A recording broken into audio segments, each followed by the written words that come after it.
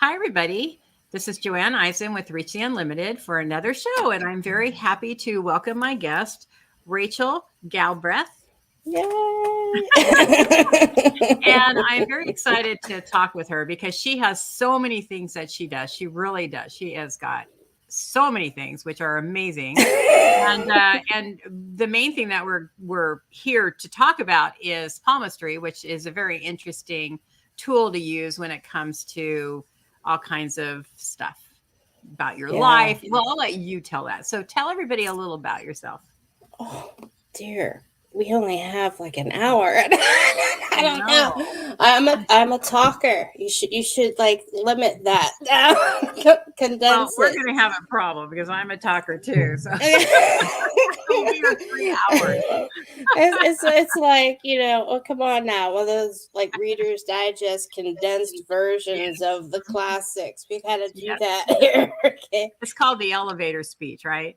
Yeah. Hi, Debbie. Okay, so Hmm.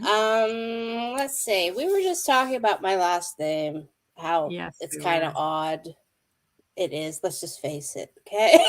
Uh-huh. But in all honesty, it started out like in 900 as something called Macradanach, and I know I'm butchering it because if anybody knows me, they know I butcher names. That's what I do, okay? That's what I do. I think we're connected. I think we're sisters or something because I do the same thing. Hi, Jeannie. So, with that all being said, I'm going to click over here on comments too. Um, so through the ages, through time, it got switched into Galbraith.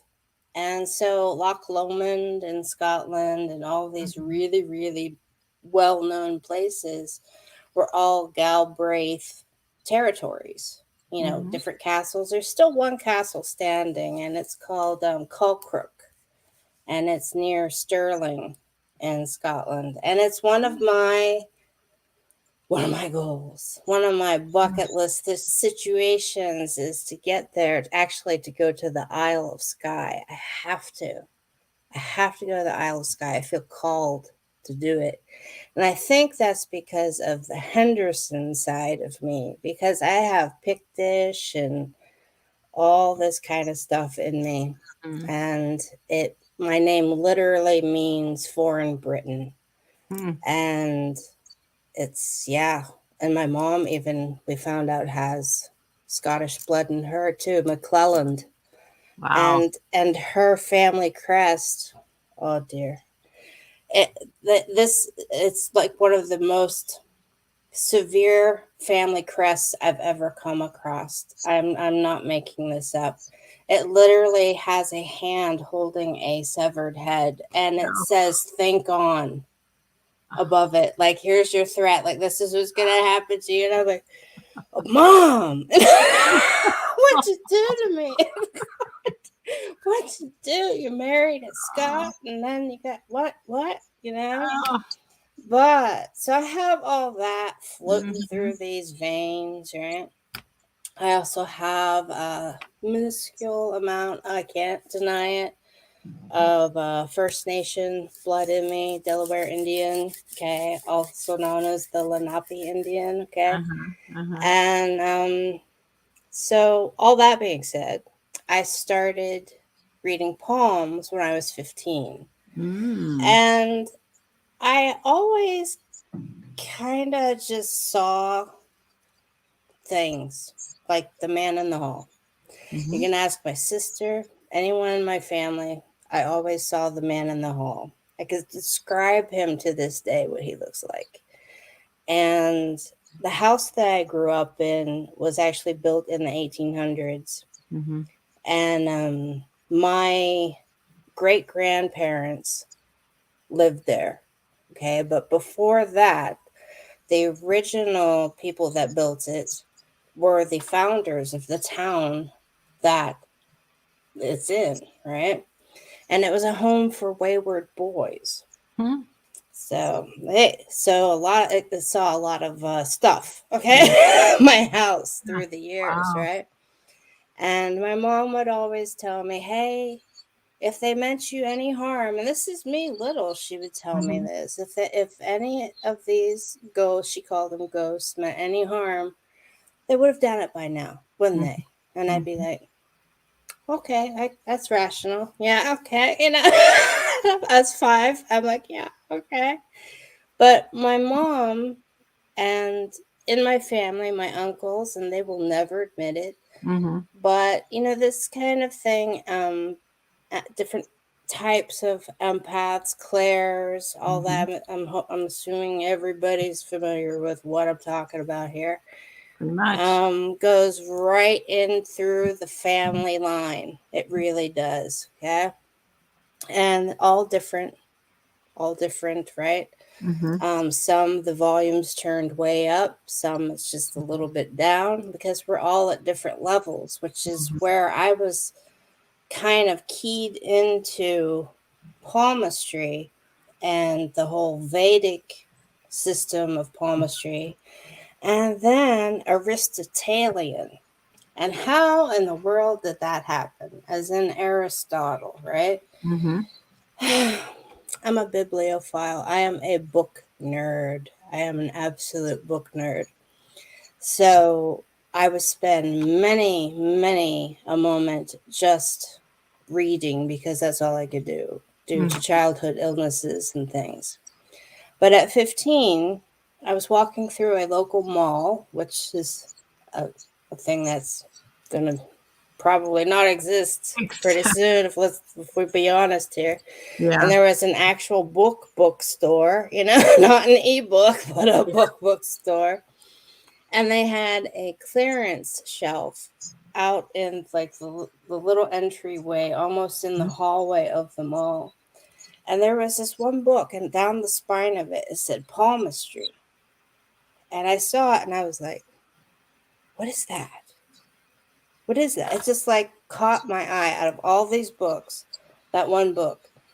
And so then I pulled it out, and it was like $6. And I was like, oh, no. I'll wait, right? And so on the third time, it's always the third time, right? I finally go back.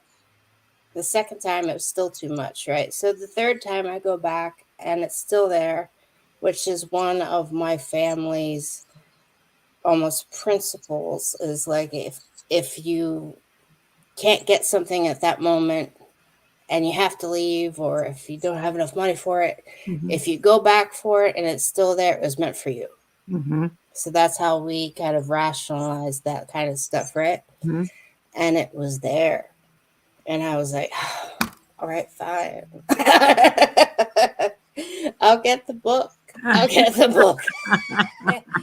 And it was a huge eye opener. And see, already I will be quite honest with you, Joanne. I had, or I still do have, atopic dermatitis. Okay. And it was the 70s. I was born in 72. So, yeah, there was no real treatment. So I was constantly itching, constantly using my hands, constantly focusing on my hands, constantly having people put their hands on me to help me and assist me. And I really honestly think that, it was a horrible and really, really horrific time in my life, right? But I really think that it made me look at that palmistry book in a completely different way. Wow. It was like, wow, because the things I was reading, the scars, if you have scars, if you have sores, if you have moles, if you have blisters, warts, anything that shows up on the palm side, even the shape of the overall hand and the fingers themselves, all means something based on where it falls on the palm or the hand. And it was just like, wow. So then I would look at my own hands and be like, whoa. And I started to apply these different things. So I started learning Chinese palmistry, which is interesting in and of itself because it also has a bit of First Nation palmistry in it as well.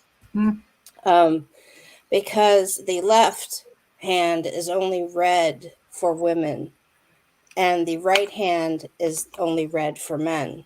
There's no present life and past life situation. And when First Nation cultures weave, when they go to weave, going left is feminine energy and going right is male energy. So it's the same. Everything is energy. And kind of building things and making marks and making lines. And it's just so fascinating. But go ahead. So are you saying that, because my question as you were talking was the scars or the whatever that would be not within our own birth, right? And then as we get older, the cracks, or as we age or whatever, are all these specific to us, do you believe? Or yes, or created because of almost like lines of a badge of honor or something for an experience that you go through? Or how? Well, the energy, what you mean by the energy? Right. Well, in the type that I do, which in Aristotelian, as in Aristotle, he believed that, and this is a very common kind of belief, that the fingers and different areas on the hand stand for different gods and goddesses of the Greek pantheon.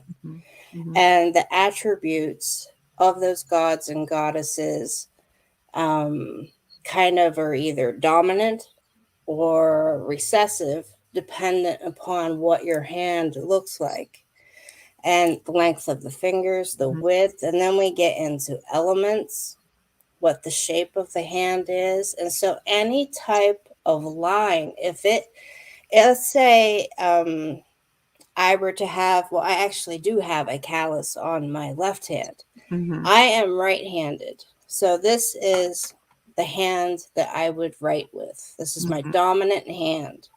So this is my current life. So the energy is going to be changing, and they left their mark on you. You understand that term? It's the same in palmistry. So about 75% of the lines will change every 6 to 8 weeks. And it's very subtle. Now, the fingerprints, they're the first lines to form. Okay, I've been doing this for over 34 years.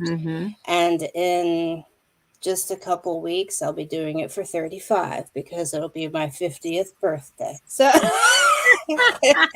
Congratulations. Thank you. So I guess you know what I got for my 15th birthday, right? I got the palmistry book, right?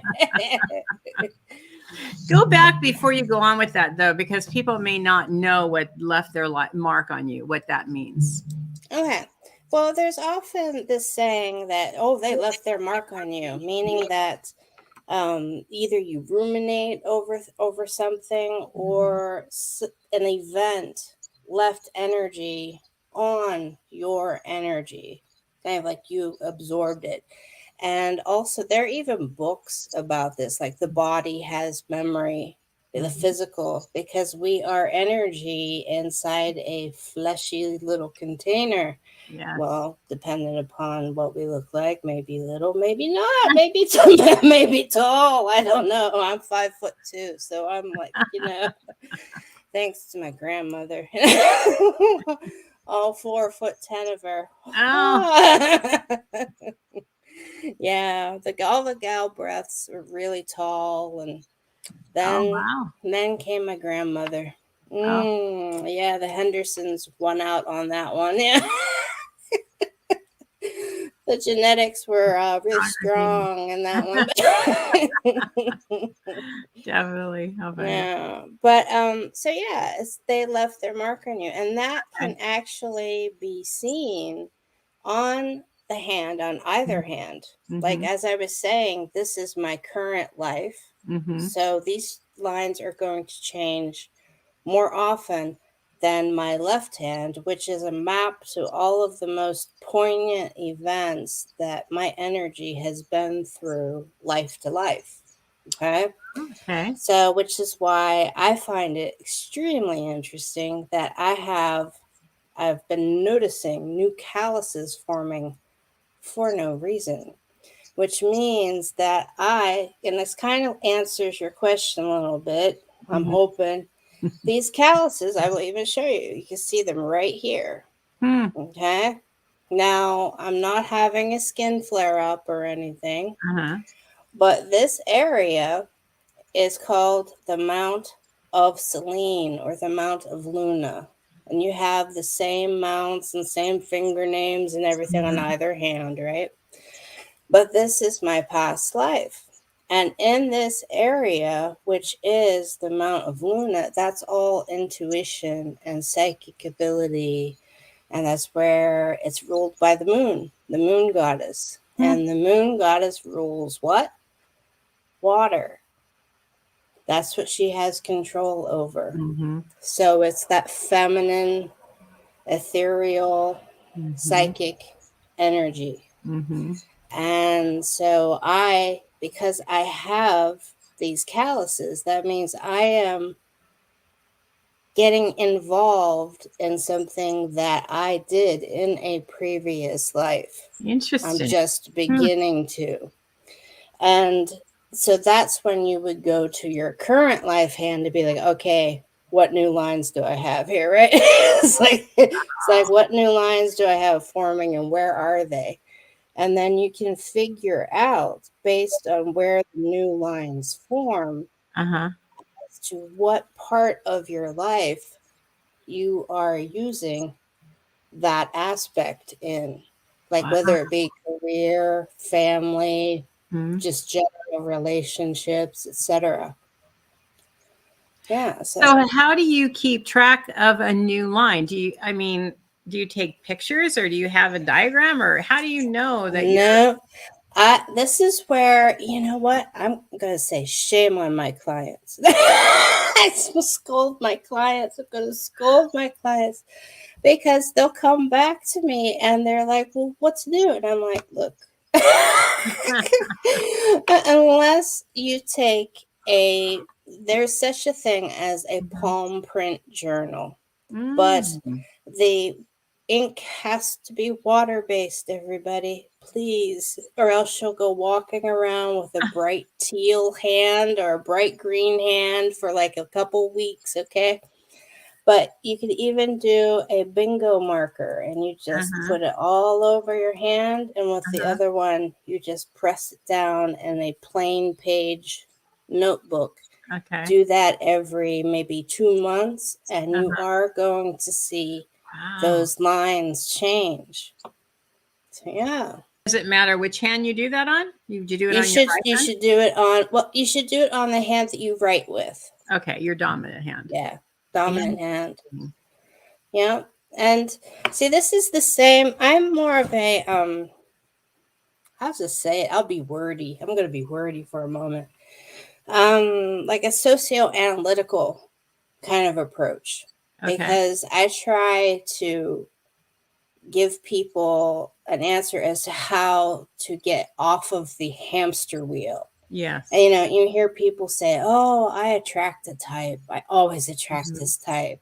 Or, this always happens to me. I always blah, blah, whatever, insert whatever you want there, right?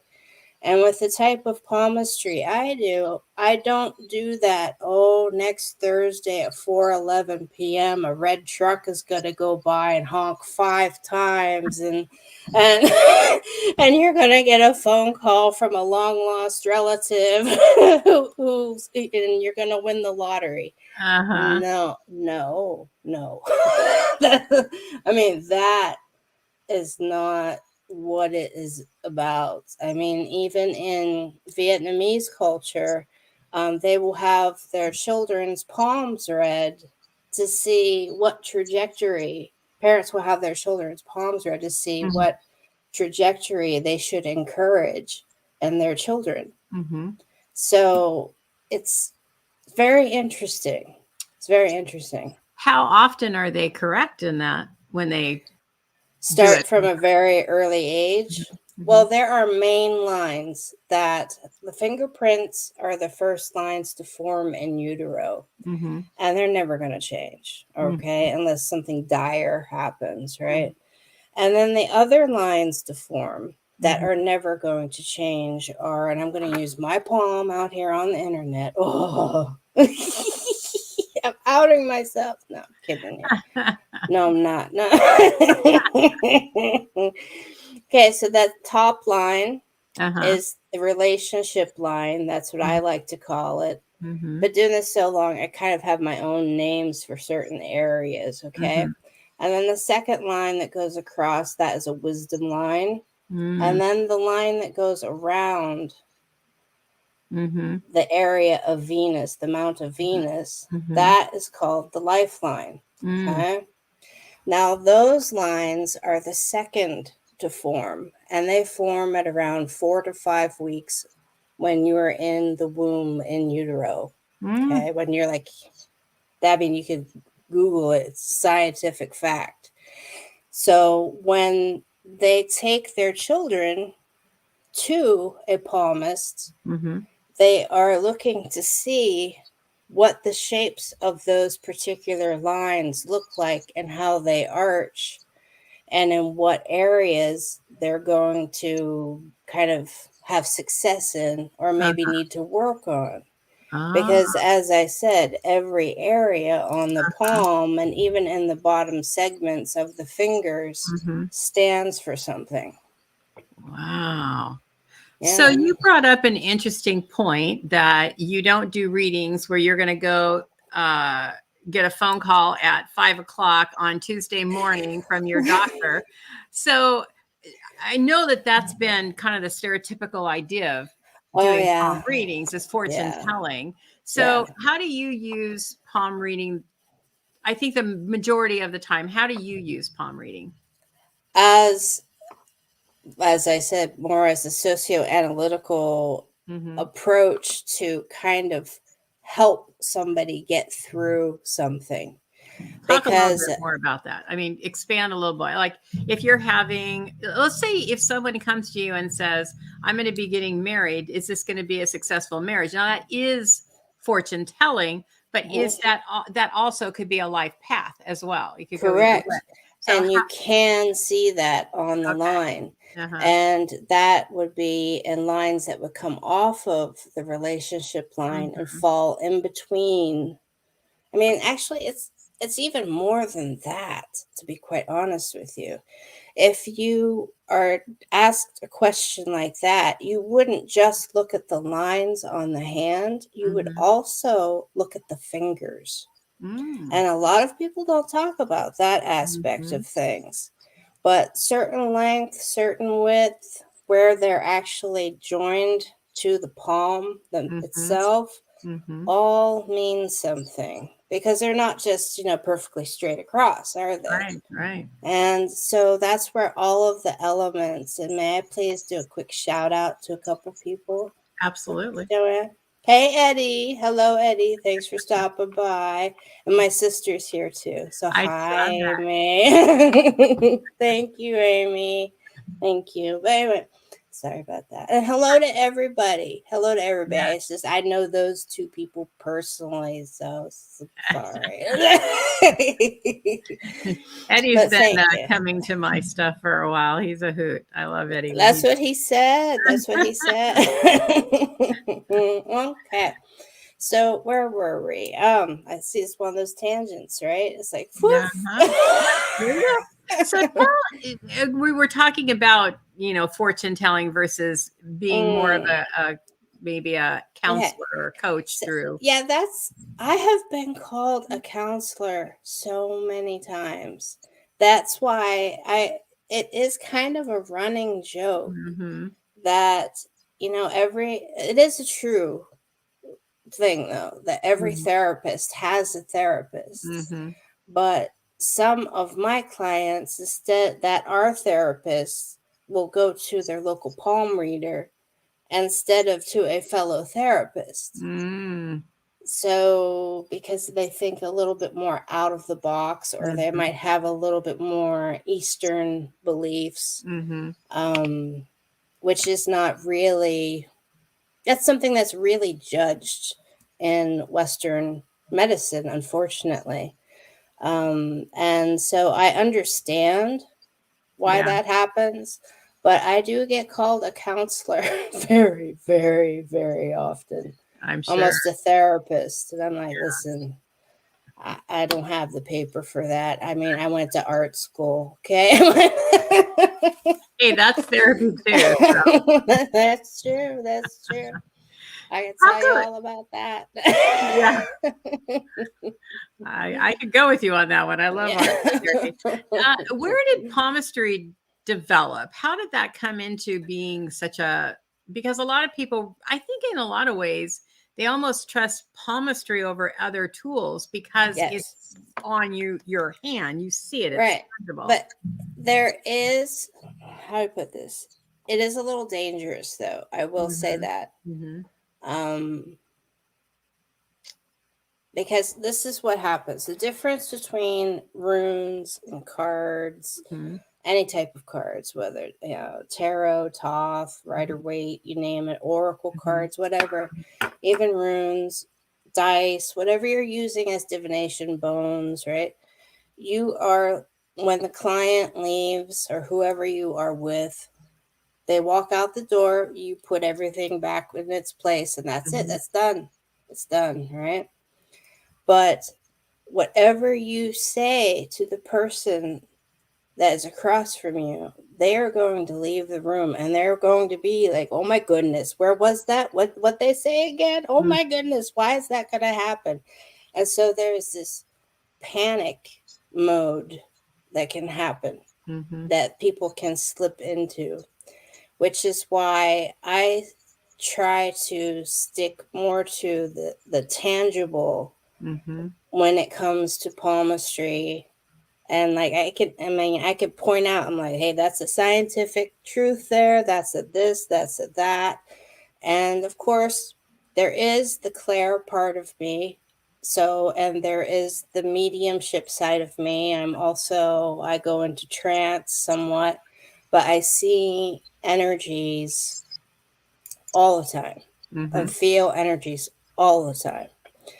So that's a whole other side of me. But that is something that I wish people were more aware of. Right. And to not be so flip about. Like if somebody asks, tell me when I'm going to die. How old am I going to be when I die? I'm like, no.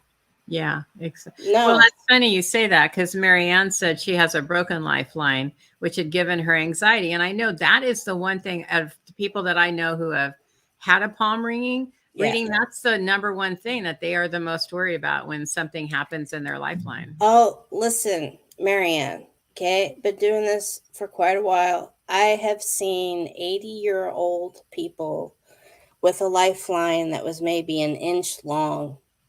Now, so if you were to go by the length of the lifeline, they would have been long gone. Okay. So when there is that break on the lifeline, what that truly means is a drop in your energy due to something that is being kind of pushed onto you by other people. So if you have that, you can look at the time frame, meaning because there are increments on all the lines and you can kind of gauge what's going to happen when.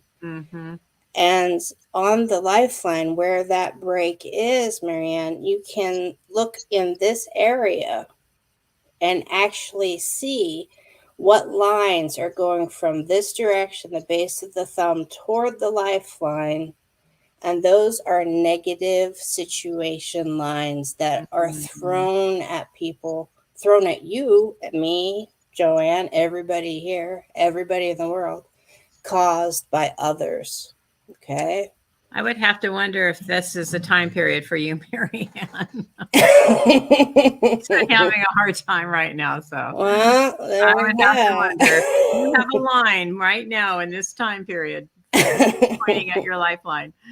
That's wherever. Really It is. She just said it is. It is. Oh, Yeah. yeah. Of course Oh, it cool. is. See. That's the type of palmistry I do. So, Well, I think it's yeah. important what you say, not only just in your field, but even in whether you go to a card reader, whether you go to a medium, whether you go to a psychic, you can't give your power away to that person because, Right. like, I was just talking to somebody a few minutes ago who was telling me and asking me my opinion about these few people that worked with energy, Mm-hmm. but they're working with shamanic, not that shamanic's bad, but shamanic energy that's more negative. And of course, Ah, when you're okay. vulnerable and you go into a situation like that, then you could take to heart and really believe what these people who are misguided are saying. So you have to be really careful who you go to and what you hear. You have to Mhm. 100% listen to that very first instinct, Yes. that gut voice, that little fire that we all have, that little spark. If you come across somebody and shake their hand, if Yeah. nothing else, shake their hand. That's what I do. I Yeah. always shake people's hand because I will feel their energy. Shh. Did I say that on the internet right now? I walk into the room and feel the energy. Gail, tomorrow night we're going to do readings. Tonight is our live show for interviews, conversation tonight. So, but yeah, I do that. I walk in and take the temperature of the room, what is going on. Mm-hmm. Yeah. That's the empath in you. Yeah. Yep. Yep. Is this 100%. somebody I can trust? Is this not? I mean, we need to trust that. It doesn't mean that we um, do something drastic or Mm-hmm. say something. It's just you kind of like pay attention to what's going on in your body, what you're feeling, Right. what are you hearing, and trust that because our gut inner dialogue or whatever your radar, whatever you want to call it, it doesn't Mm-hmm. lie to us. That's right. But You're 100% correct. I, If you are uncomfortable at mhm, any point in time, it's within your right to get up and walk away. absolutely. But the thing is that you have to remember that you can do that. Exactly. And the thing I love about what you're talking about, though, is not taking advantage of somebody who's really in a desperate state. And don't go to see Oh, people when you're in a desperate state unless you no. already have a relationship with them, because that's Mm-hmm. when people, and I know people even that know better that have been taken for tens of thousands of dollars from people who were on just typical. So Don't get me started, there. Joanne. Don't get me started. Right before we went live, I told Joanne, I said I could go down many a rabbit hole here. Well, that's a big one because, and I was just like I said, talking to a friend of mine who knows two people that are having a really hard time. And they went to Mhm. somebody who said all this crazy stuff about their loved ones on the other side, and they're really not in heaven and they're in darkness, and they're haunting you and they don't really like you. And it's like, really, that's not really what's going on in the That's world. not how it works No, either. it's not how it No, works. that's that person's not the client, or I hate to use the word victim there, but that is victimization of somebody. That is. Exactly. And so that's that unfortunate soul that had to endure that. The person that inflicted that fear Hmm. and that anxiety and anguish on that poor soul, that's their ego. It is their That's ego. all ego. Hmm. That's like, I know this is me, blah blah blah. It's just like Reiki. There's no part. I'm gonna go off on a tangent. Go ahead, go off on a tangent. But No problem, Bill. okay, I do Reiki too because there are energy centers in the palms. There are, and you can feel it if you focus. What I like to do before a Reiki session is I will clap my hands Mm-hmm. really hard, and then I will just start rubbing. Now, I'm not LMT, so I can't do hands-on because I'm here in Ohio, right? But that gets that energy. You just have to visualize that Reiki energy coming through you Mm-hmm. and leaving you. It's not your own energy that you are trying to help somebody and, oh, I'm going to get in there and I'm going to help them with this. No, that's also ego. If you think that you have a signature color of your Reiki, and I think, Joanne, some people say that. I think you might have heard people say that. And I actually was like, I had somebody, a professional who has a business, and I had been referring clients to, and I let's just say I saw purple lights and I knew that I was being given Reiki, and I had not actually signed anything, release, or any kind of agreement saying I agreed to it when I was in a meditation. Mm-hmm. And I said, so what's with the purple?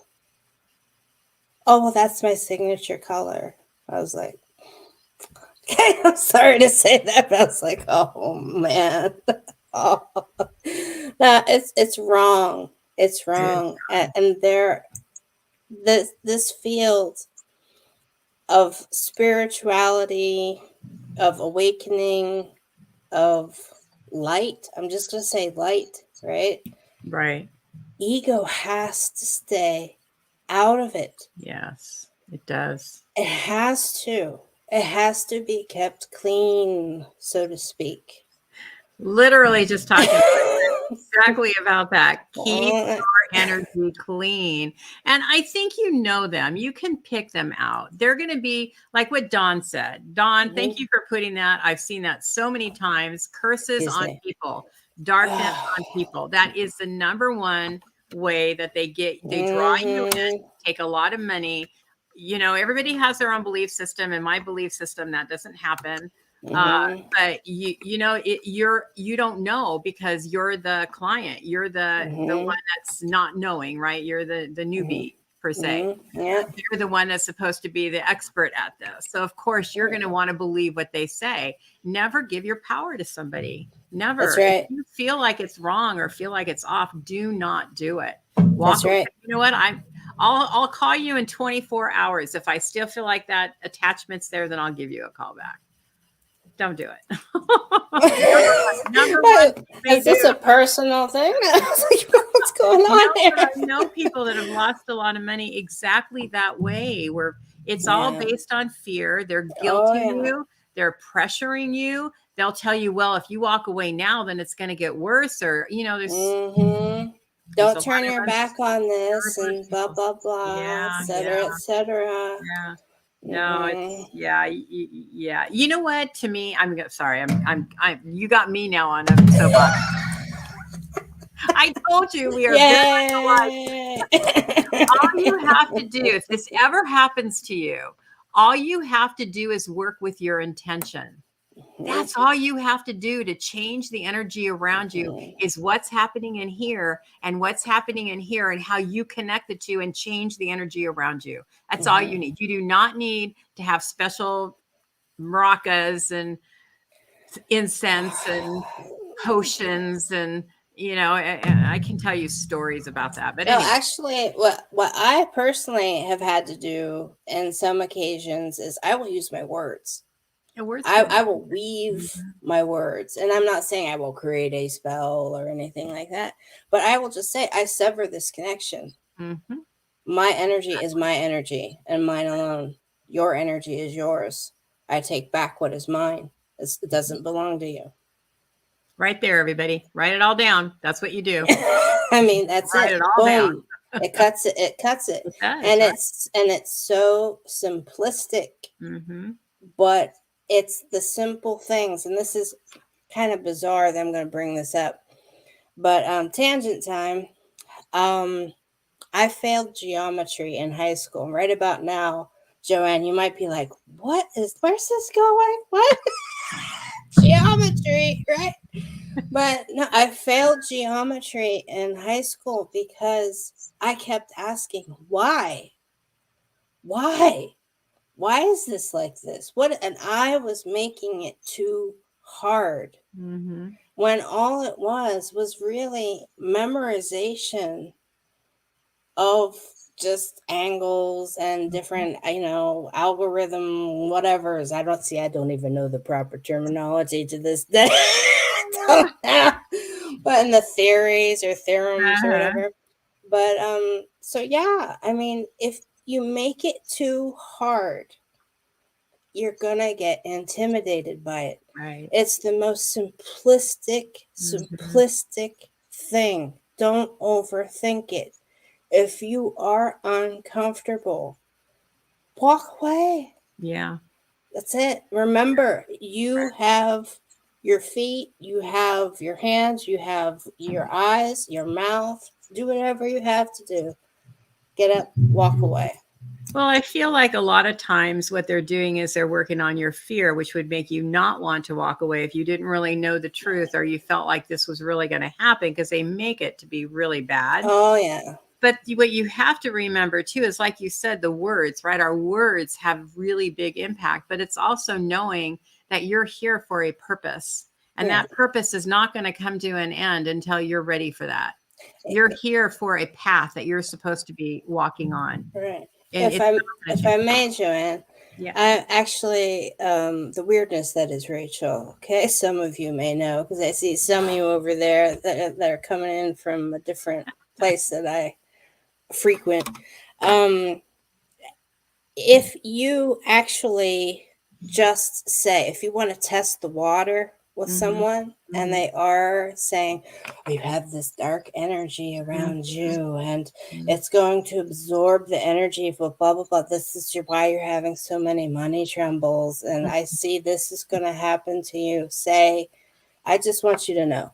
Just be really like, maybe this is the Brooklyn in me because I lived in Brooklyn for like 25 years, but I'll be like, "Hey, look, I just want you to know my energy is mine. You can't have it." And see what they do. Yeah. Yeah. Mhm. I bet they're going to be like, "What? What?" It'll throw them off. Well, mhm. It will absolutely 100% throw it off. And if it does, then you know what situation you're in and just say, "I'm sorry, but you're not the person for me, reader for me, whatever person for you." So I'm feeling in the energy that people aren't really understanding what you mean. So Okay. talk a little bit about why that would be beneficial to say that to somebody. Okay. Well, there are certain. How far you want to go down that rabbit hole, Joanne? I saw that. I know what rabbit hole you're going. Just dive. Okay, Why okay. not? I like it. Dive. Okay. Well, we talk about dark, we talk about light, Mhm. right? And I really want to go off on a different tangent right now. But when I say throw them off, as much as they can kind of preach Mhm. darkness at you, right? And saying and be critical and say all these things that you might not be feeling, right? Mhm. You just might come in there with anxiety and money troubles and you just want to know, how do I make things better? And then all of a sudden they're going to say, "Oh, someone cursed you. Mhm. Someone did this. You have these entities attached to you. You have this, you have that." Well, just all I'm saying is they are, I'm going to say it, Go for it. they like your energy, but Mhm. they also like something else, which is something called money. Mhm. And that is where ego comes in. Mhm. Okay. And that in no way is going to benefit anybody Right. except them. And And it's going, I want all you to hear that one more time, because that's what it's about. Just want, you know me, if I want to emphasize something, I got to do it because it's true. It's about the money. It's not about, right, the key is it's about money, but the important part is it's not about healing or helping you. right. About the money. That, Joanne, and everybody else, is why when I will get people come to me and say, "Oh, when am I going to die? Well, how many times am I going to be married? What's going to happen to my?" And I'm just like, "Whoa, whoa, whoa!" I have a different approach. Let's work around this and why you feel this way. So I literally approach it from the aspect of a therapist, which is why a lot of my clients call me a therapist and say I should have been a counselor at some point in my, I probably was in a past life, to be quite honest. I agree with you, Joanne. I like that. Archangel Michael, definitely. Call upon Archangel Michael. Yeah, but I just like to throw people off sometimes because I've had some experiences where people didn't know that I was a palm reader, and they or that I've been doing this for so long. I mean, whoa. I mean, as I said, 5 years old with my mom and ghosts, and my mom saying, "Oh, if they meant any harm, they would have done it by now." And I'm like, "Okay, yeah, that's rational. That's good. Yeah, I'll accept that, right?" But all I'm saying is that you really have to be careful, because also you have to figure out how to shield. And this is that tangent that I wanted to go off on. And I think that the term shielding isn't really fully understood. You know, people say surround yourself in a bright white light, right?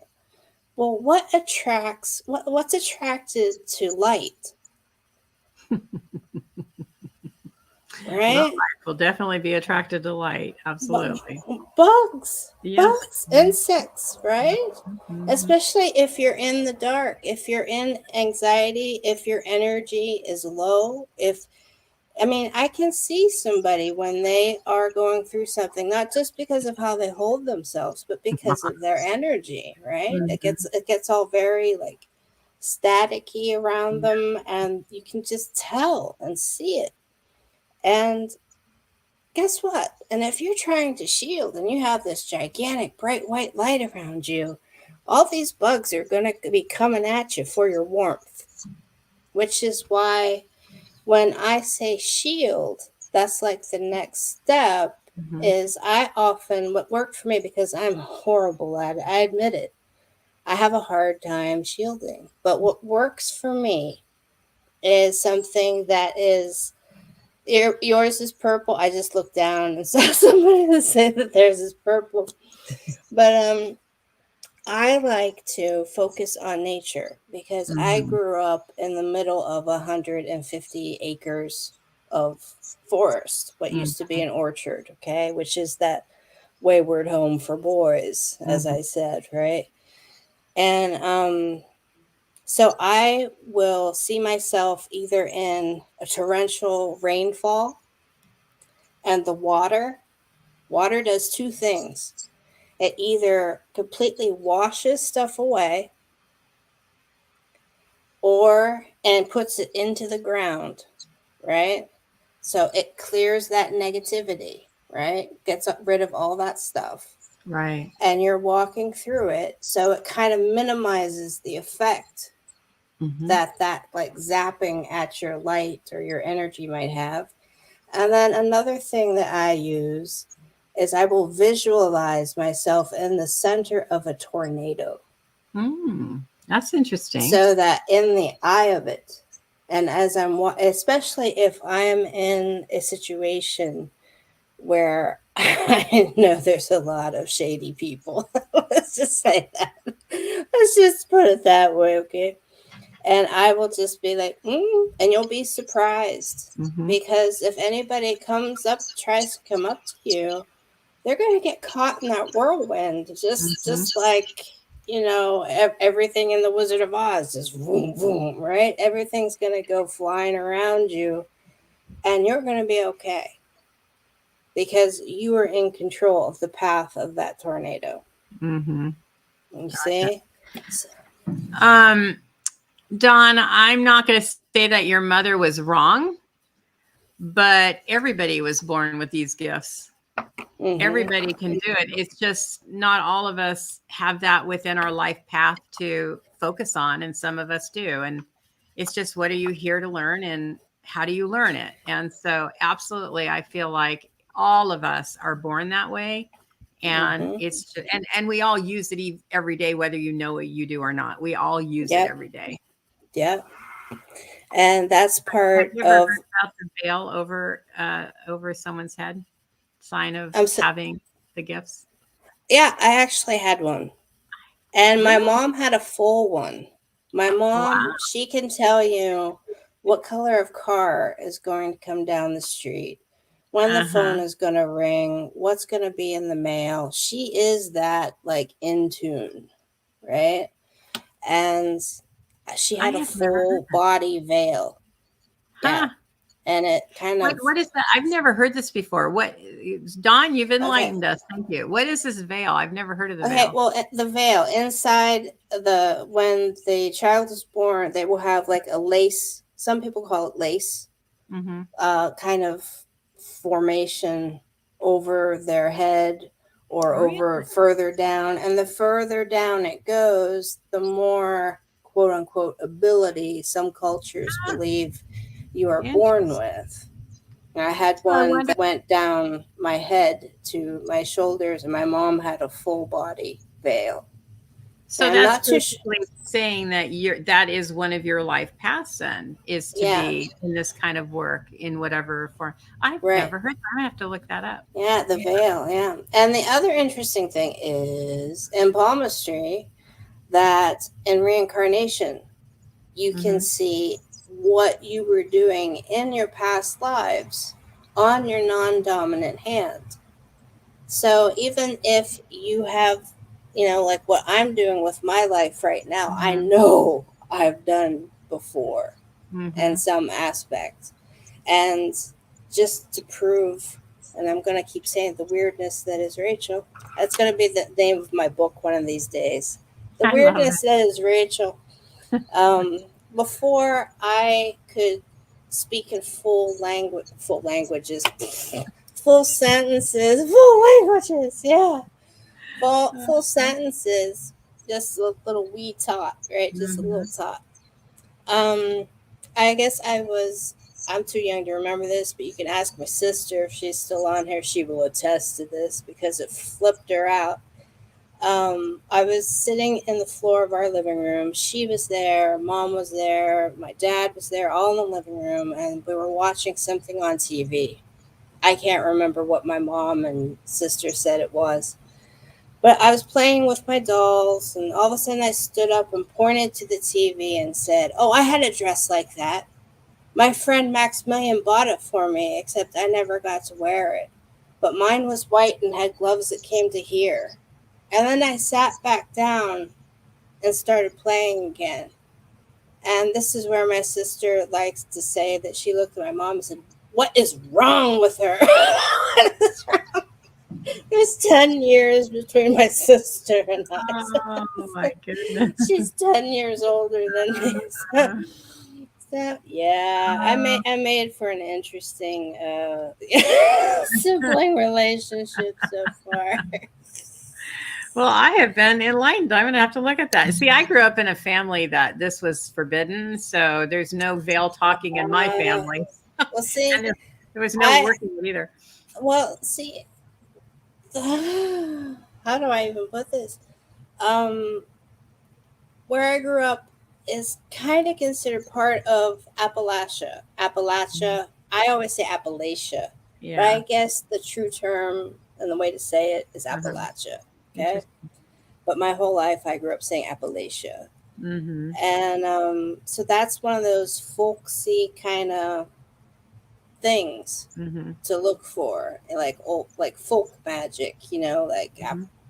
Appalachian magic, that kind of thing, is that they will pay attention to veils, they will pay attention to all kinds of nature stuff, Mm-hmm. which is also in palmistry. The elements Mm-hmm. have a heavy, heavy hand, no pun intended, seriously, in what your hand has to say about what's going on with you. So you're talking earth, wind, fire, And water. and water. Okay. Yeah. And how did that show in your hand? Okay. Well, this is the this is the fun part. Now, in different ideologies and different Mm-hmm. cultures across the globe, palmistry is actually the oldest form of divination, if you want to go there, because before there was language, we're all walking around with these things, whatever they looked like a millennia ago, right? And it would be like, mine's different from yours. What's going on? Why is it like that? You know, so there were all these theories and different ideologies. I'm going to keep using that word about what certain repetitive lines meant, or this or that, and each culture across the globe that happened. So you will find palmistry in almost every culture across the globe, and some of it has completely been almost wiped out and Wow. forbidden. And if you're caught using it, you will you will not live to see another day if you're caught Wow. using it in some cultures on the Uh-huh. globe. But Uh-huh. as in Chinese Mhm. palmistry, as I said, they do not read both hands for a person. Um, Women are the left hand, and the right hand is for men. Now, that being said, they don't just have four elements, they also have wood, and they have spirit, and I also think they have metal, which is a whole other ball of wax. So each different ideology has their own way of doing it. Now, where the elements come in is that each culture realized that, metaphorically speaking, Mhm. what does fire do? And so there was an association made with the shape of a hand or a finger or a palm, whatever, through the ages as to what would denote if you have a fire hand. So you would fall under that natural category of being somebody who had to, well, you always have to feed a fire. People Hmm. forget that. People just go straight to that. Oh, well, you know, it can burn you. It could, you know, it could do this, it could do that. But Mhm. it can also nurture. It Mhm. can also provide warmth for family. It can cook Mhm. the food, right? Mhm. Mhm. But it can also burn, like I said, be like lash out. Mhm. But if you don't feed it, that energy burns out. And so that's where you get into like the health issue of a person. And that's more about the elements. Like Mhm. water. Water is someone who is very, very, very empathic, very intuitive, very potentially psychic, you know, multi clair, multi empath, whatever you want to say, right? And they carry the weight of the water of Mhm. everybody else on Mhm. their shoulders. Mhm. Because, again, just like the body has memory, water has memory. Mhm. And just like in cards and the tarot, the cups, that's the intuitive, the emotional suit. Mhm. That's it, all kind of goes over into every other form of divination, which is why I find it so interesting. And Aristotle, that my approach to palmistry is that really the Aristotelian part was, the story is he went into a temple of Hermes, Mercury, the little pinky, the one that just went direct. The communication guy, right?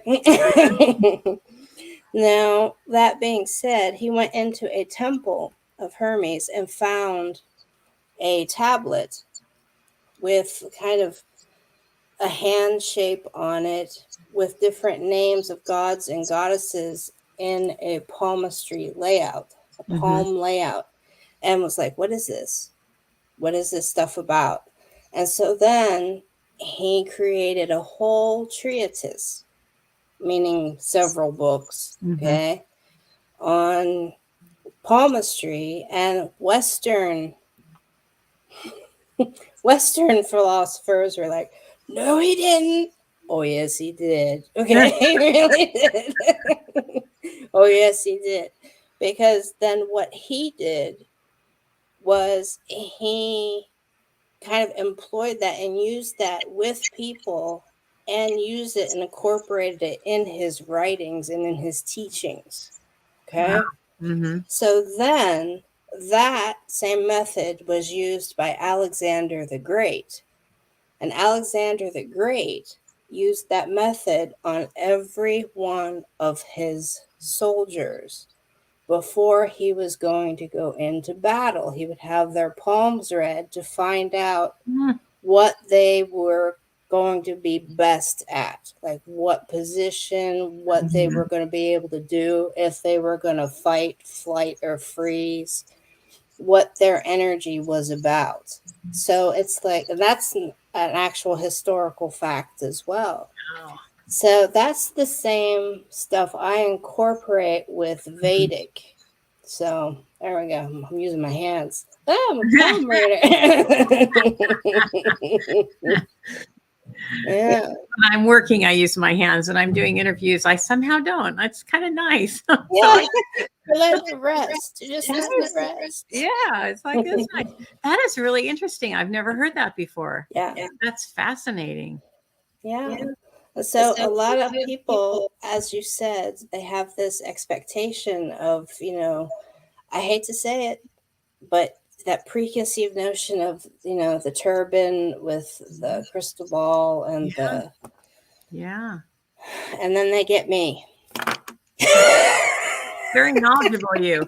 So in the Chinese way of palmistry, though, and they only use one hand, are they losing a lot then in being able to help that person because they're not using any other hand, whether it be a male or Well, see, that is yin and yang, the energies. So, that's how they delineate the left from the right. So it's just female versus masculine, which I find interesting because I'm curious, and I have yet to find this out. How a two-soul person would be read. If you're familiar with that term, a person that has two souls. That would be somebody who would identify with the LGBTQIA community. Okay. They're often in First Nation culture called that they have two souls. Interesting. And so they're actually of elevated station. Because they have two souls and they're recognized as having two souls. Interesting. So I have been really curious as of late as to how certain palm methods would interpret that. Have you never read somebody with that? Oh, 100%. Yeah. So, I just read them straight up as their energy. But if in Chinese palmistry, if they're only going to do one for one and one for the other, they're not going to get the whole picture. Right. But yet that has been around for thousands of years. Yeah. So I'm curious about what it is they see. I have not been able to find that information in 30 years. Wow. So yeah. And the other part about palmistry is that in the there was a Muslim palmistry, a version of palmistry, and that has been completely and entirely banned. And all books and information about it has been recently destroyed. Wow. So, yes, that's an unfortunate, That seems to be a thread going along in our world these days of getting rid of things you don't like, burn them. Yeah. Seems to be a pattern. Oh, don't say that. No. Don't say that. Don't say that. We could go down another rabbit hole, Joanne. Don't do it. Don't do it. Wow. I never, I mean, I think I've heard of two souls, but I've never really, I don't know anything about it. I've never worked with anyone, at least that I've detected, that had two souls. So yeah, That's what indigenous First Nation people call it. Two souls. That's very funny. Two spirit, two souls. Yeah. Yeah, I never have. That. I think it's really great. I think it's a really great term. Yeah. And I mean, just like people that well are into this kind of thing, right? Mm-hmm. And you have to ask yourself, is somebody crazy, or are they really seeing that spirit? That's what the Western culture, the very atypical Western medicine field, nothing against medicine field at all, but that automatic go-to is like, oops, okay, they're hallucinating. Whereas in cultures in South America and also First Nation culture, they would actually take that person, say that, okay, they're having an awakening, use the term awakening, they are becoming an enlightened one, and they are moving into being that medicine person, a healer. So they would be kind of taken to the outskirts of the encampment or whatever. And this is a historical fact yet again. And they would be taken care of. They would just be able to do whatever they wanted to do. Food would be brought to them. They would be taken care of until they kind of came into their energy and were comfortable enough to work with it with others. You understand? I do. Yeah. So I guess my question would be, in today's time, though, there's so many, because I agree with you. I think a lot of people that are suffering in that way, they're really dealing with things that they don't understand. Yeah.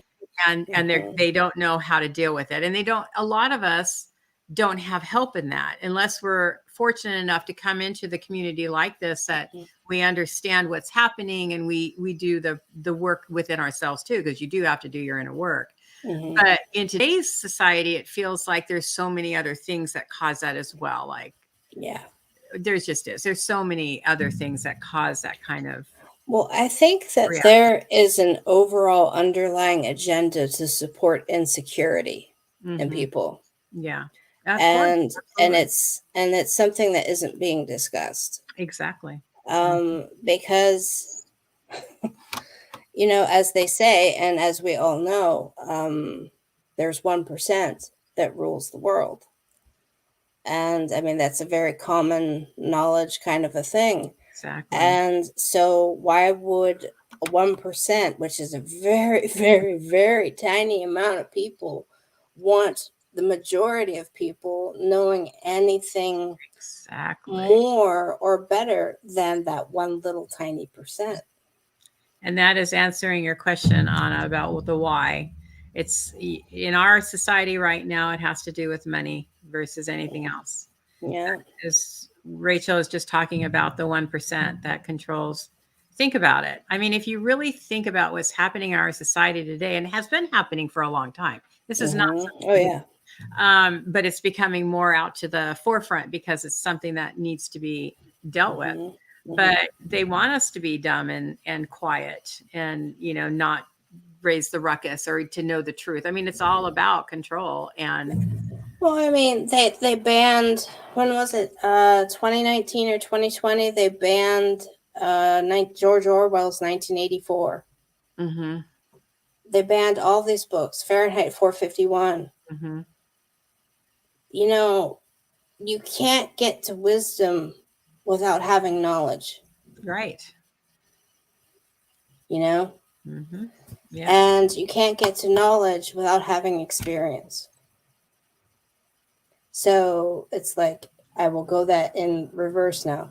Experience, and then you have the knowledge, and then you can apply it and have it be wisdom. And that's what is being intercepted and cut away and skewed around with. I didn't say it, put an R in there, but I wanted to. I said skewed. Okay. But I feel like things are changing though, and it really is up to us to make sure that we're doing our inner work and that we're making Oh, the changes yeah. and educating ourselves and helping in any way that we possibly can, because Absolutely. we are becoming a force to be reckoned with. And I think that, the more that we as people require what is right, not freedom. And you get freedom means you can do whatever you want or say whatever Mhm. you want or act however you want. That's not freedom. That's just being a jerk. But if Right. we can all band together and like not go into cultism or insanity, but just Mhm. work together to create a better future, then it will change. But we have to be able to work together and not become, crazy people. Yeah. Is that a good Yeah. idea?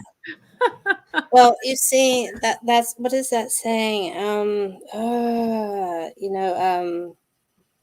That's how to keep people dumb and numb. Dumb and numb, And exactly. They're that's the trying to do. goal, is to keep people dumb and numb, because, through dividing people, Yes, dividing divide people, and and conquer, people divide don't and realize conquer. absolutely that is what they're doing. They're dividing people, and they're going for, this is the thing that makes me the most irate, is they're going for the ones that don't have everything that they need to make Mhm. wise decisions. I don't know how to say that nicely.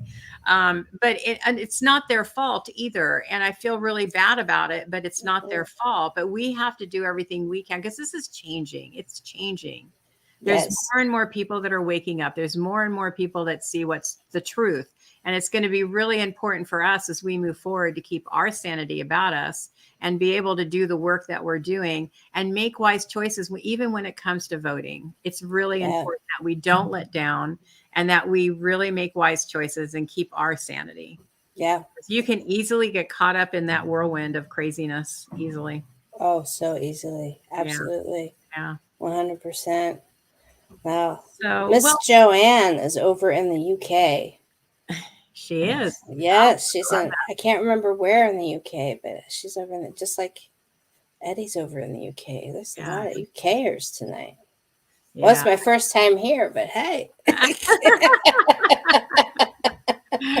I do a lot of work with people over in the UK. So, what would be your Amazing. last, maybe words of wisdom you would like to share? My Tidbit of words of information. wisdom. I'm going to quote Polonius from Hamlet. A lot of people think that Hamlet said this, but he did not. Polonius said this. Polonius, who was the father of Ophelia, he said, "To thine own self be true." And that's what you have to do. Mm-hmm. That's a very point. To thine own self be true. Mm-hmm. And I'm going to add to that what I always tell people. My personal creed or credence is that I always treat others the way I would want to be treated. Yeah. It doesn't matter. Mm-hmm. Even if they're going to sit across from me and say, "Oh, you've got all this negative stuff around you," and blah, blah, blah. And that's what I will probably say, this energy is mine, right? just, just throw an oar in that water and to stop that, Yeah. because sometimes you don't need to fight fire with fire. Sometimes you just need to throw a little water on it. Yep. Exactly. And that's Yeah. really good words of wisdom because the one thing that creates chaos is when you create the chaos within you and then it goes outside of you. I mean, we Yeah. have control over that, and it's usually our ego that gets in the way that causes us to want to Hmm. do that. But when Yeah. we can realize exactly what you say, right, we have our own power and control. Yes. And so that Absolutely. means you don't have to speak. You don't have to react. You don't have to do. You Yeah. do it because there's a weakness within you. Me, I'm talking about, this is the lessons I've learned, Yeah. is when I act or react to something, it's because there's something within me that's triggered. Hmm. And I'm only doing it to me. So that's just something I learned. It's like, you know what? If I'm reacting this way, I have to go back and do my inner work. What's going on? Yeah. Yeah. So that's absolutely great. Great way to end. Thank you so much for being here. You're very welcome. Thank you for asking me, Joanne. I loved being here. I loved it. Thank It was you. great. And thank you all for being here with your great Yes, thank you. questions and your comments and your participation and your smiley faces. It's been really great. Thank So, oh, wait, you. I got to do one thing. Hold on before we go, everybody. Hold everything. What are we I doing? need to do this. Hold everything. Hold on. What are we doing? Two. What am I holding on to? I'm posting your information. Okay. I haven't been done doing it while you were talking, but I was you instead of doing this. So I'm going to do it now. I warned you, I'm a talker. What can I say? All right, there you go, you guys. I put in the chat her way to get her on social media, which I don't see right now, but I see it's there. It's further up. Oh, there it is. Okay. Yeah. At Rachel G. Palmistry is how you get on. Yeah, you can find me on any social platform, Instagram, TikTok, Facebook, whatever. Yeah. With that, and also my website, if you are interested in speaking with me or potentially meeting with me. Yeah. Obviously, distance is not a problem. It's called internet. Zoom. We all know it very well. Yes. Or StreamYard. We do have our readings tomorrow night. If you guys don't want to pop in, we're going to be doing card readings tomorrow night. And we promise we're going to do it faster because we're not going to give each of you 2 of us this time. So come and join tomorrow night if you're around. All right, everybody. Thank you. And thank you once again, Rachel, so much. It's been a blast. Thank you, everybody. Thank you, Joanne. Thank you.